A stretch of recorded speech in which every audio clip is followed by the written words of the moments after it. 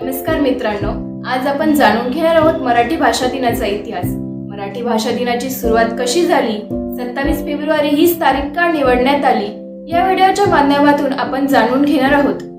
मराठी भाषा दिन साजरा करण्याचा निर्णय महाराष्ट्र शासनाने 1999 साली घेतला।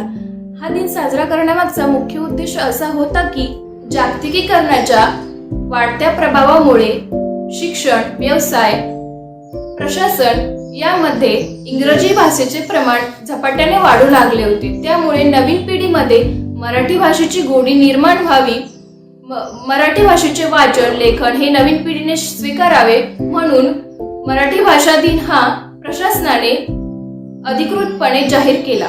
एक विशेष गोष्ट म्हणजे सुरुवातीच्या काळात हा दिवस फक्त मराठी साहित्यिक कार्यक्रमांपुरताच मर्यादित होता।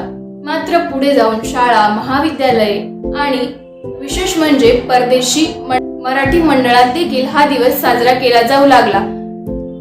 27 फेब्रुवारी हाच दिवस का निवडण्यात आला, तर 27 फेब्रुवारी हा दिवस महान कवी आणि साहित्यिक विष्णू वामन शिरवाडकर अर्थात कुसुमाग्रज यांचा जन्मदिवस। विष्णू वामन शिरवाडकर यांच्या साहित्याने मराठी भाषेला केवळ सौंदर्यच नाही तर सामाजिक भान देखील दिले, म्हणूनच त्यांच्या स्मरणार्थ हा दिवस साजरा केला जातो। कुसुमाग्रज यांचे योगदान म्हणजे त्यांची कविता विश्वाचा माझा देश ही केवळ देशभक्तीपर नसून ती मानवतावादाचा संदेश देते। त्यांना 1987 साली ज्ञानपीठ पुरस्कार मिळाला। हा क्षण मराठी साहित्यासाठी अभिमानाचा आणि गौरवास्पद होता।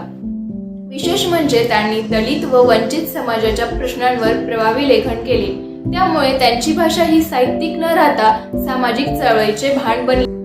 मराठी भाषा दिन हा फक्त उत्सव नाही तर तो आपली भाषा जपण्याचा दिवस आहे। भाषा टिकते ती वापराने, म्हणूनच वाचा, लिहा आणि अभिमानाने बोला। माझी मराठी, माझा अभिमान।